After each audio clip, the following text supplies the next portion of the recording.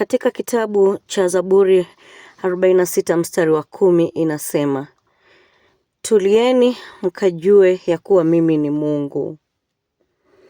Bwana Mungu wetu, asubuhi hii tunakuja mbele zako tukiwa jinsi tulivyo.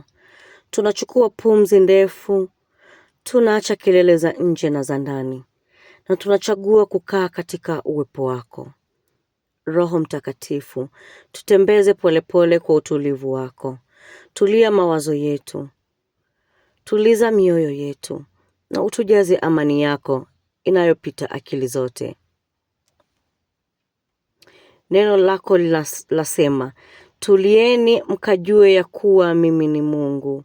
Kutulia sio kukata tamaa, bali ni kuacha mzigo mikononi mwako na kukiri kwamba wewe ndiye Mungu na sisi sio.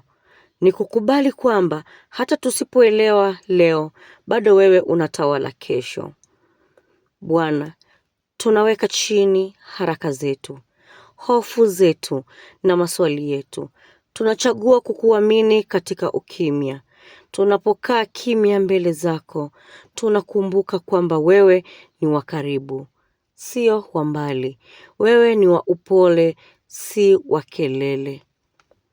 Bwana Yesu, tunakuja kwako kama watoto.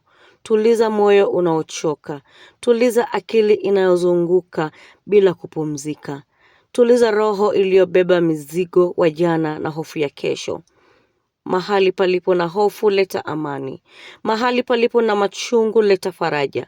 Mahali palipo na mkanganyiko, leta mwanga wako.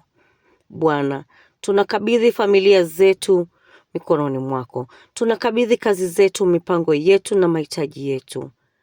Hakuna kilicho kikubwa sana kwako, wala kidogo sana kiasi cha kukikosa. Bwana, naacha yote mikononi mwako. Tujiulize kimoyomoyo, ni nini kinachoninyima utulivu leo?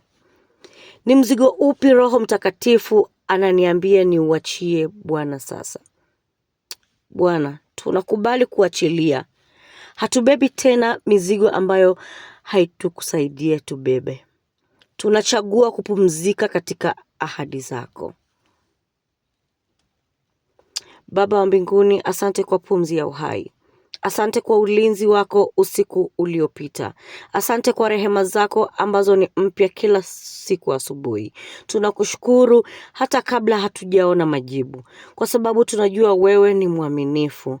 Tunatangaza kwa imani amani yako itawale mioyo yetu leo na siku zote.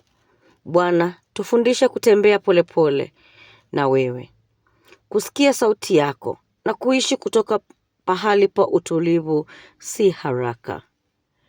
Bwana wa amani, tunafunga maombi haya tukiwa tumepumzika ndani yako.